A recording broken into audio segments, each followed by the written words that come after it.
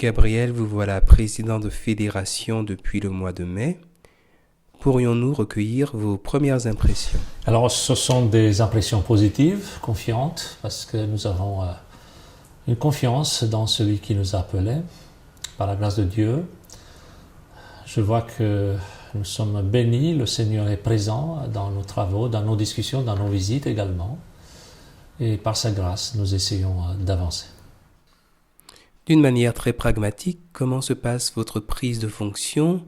Quels sont les défis? Quels sont les enjeux? D'abord, le travail est nouveau. Il y a une nouveauté. Dans la diversité des dossiers également, il y a une source de richesse parce que nous devons connaître chaque situation, chaque cas particulier. Et c'est très large, très varié.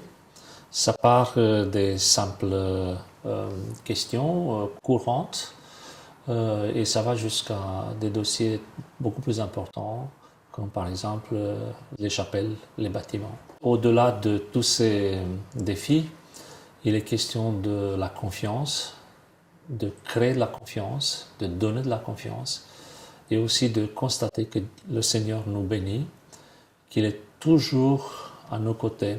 Et c'est très important d'envisager, de continuer à envisager le travail de cette manière. Qu'en est-il du rythme et du travail du comité de fédération? C'est un rythme un peu particulier parce que nous devons travailler à la fois d'une manière personnelle, individuelle, chaque sujet, et aussi en tant qu'équipe. Nous avons des réunions, un comité restreint, ce qu'on appelle le bureau.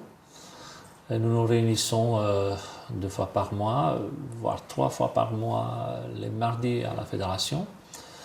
Mais nous avons aussi un comité plénier qui va au rythme une fois par mois ou toutes les 5 semaines. Un comité plénier où il y a également des membres laïcs qui représentent l'ensemble du territoire de la Fédération France-Nord. Ce n'est pas une tâche facile, mais ce n'est pas très très compliqué dans la mesure où c'est fait avec beaucoup de sérieux, mais aussi avec beaucoup de joie et beaucoup de disponibilité de cœur. Et nous sommes bénis à travers ces échanges. Gabriel, quelles sont les joies et les satisfactions du ministère d'un président de fédération? Alors, la joie vient du travail. C'est le travail accompli qui fournit cette joie. Je me rappelle de ce qu'avait dit Ellen White au XIXe siècle déjà, que certains attendent le salaire, la récompense du travail, pour être satisfaits de ce qu'ils ont fait. Mais avec Dieu, le fait de travailler, d'être dans l'action, c'est la meilleure récompense. Et je crois que c'est là la discipline à laquelle nous sommes invités à participer, cet exercice collectif que nous devons exprimer, c'est de dire nous avons quelque chose à accomplir, nous avons une mission, nous voulons partager la bonne nouvelle, nous voulons être à l'écoute des autres et aussi disponibles pour accomplir la mission qui nous a été confiée. Eh bien, c'est déjà une très très grande joie. Et je remercie le Seigneur pour ce privilège de pouvoir partager cette mission. Pouvez-vous nous dire ce qui a absorbé l'essentiel de l'activité fédérale ces derniers mois? D'abord, la consolidation de la séparation entre tout ce qui est cultuel et tout ce qui est culturel.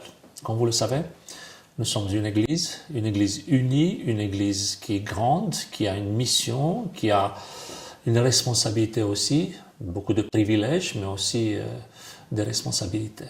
Mais en même temps, aux yeux de la loi, nous sommes 2 associations. Nous sommes représentés par ce fonctionnement où tout doit être clair.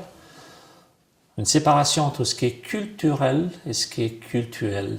D'abord, il y a eu une analyse, une évaluation, une vue globale de toutes nos activités, à savoir nos pasteurs, notre personnel de la fédération. Dans un deuxième temps, nous avons commencé une mise en œuvre de cette séparation et finalement, on aura une troisième étape qui consiste à valider ce fonctionnement. Et puis il y a eu aussi un accompagnement des églises, un accompagnement pratique à travers les mutations des pasteurs, à travers la reconnaissance et des cérémonies pour accueillir de nouvelles églises dans notre fédération, au sein de notre fédération. Également des visites, des visites de travail sur des chantiers, et puis même par la grâce de Dieu une inauguration d'une église. Il s'agit de l'église de Bourges. Pouvez-vous nous dire quelles sont les grandes orientations que vous souhaitez impulser à cette mandature? Cette stratégie, si on peut l'appeler ainsi, cette vision, on peut la conjuguer selon 3 axes. Le premier, c'est la mission. Nous devons rester attachés à la mission. Chaque membre, chaque pasteur, chaque enfant, chaque personne qui est dans notre entourage est appelé à accomplir la mission qui est confiée par le Seigneur, à savoir propager l'évangile, exprimer autour de soi avec joie, avec beaucoup de confiance que le Seigneur revient bientôt. C'est notre mission, il ne faut pas l'oublier. Nos comités, nos réunions, c'est important, mais le plus important, c'est qu'à travers nos actes, nos paroles, nous soyons en harmonie avec cet idéal, la mission que le Seigneur nous a confiée. Le deuxième axe, c'est tout ce qui est administratif, tout ce que j'ai mentionné tout à l'heure, cette volonté d'avoir une fédération où les choses sont claires en ce qui concerne l'application de la loi. Nous sommes 2 associations, il est important que ce soit visible, que ce soit clair. Qui est le président d'une association, quelle est sa responsabilité, qui en est le secrétaire, quels sont les statuts, comment respecter ces statuts, ainsi de suite. Ça, c'est la partie un peu technique, ennuyeuse pour certains, mais tellement nécessaire pour tous. Et troisième axe, c'est accompagner les départements. Vous savez, nous avons des équipes, nous avons des responsables qui ont été nommés, et ces équipes ont fait des projets, ont fait des plans.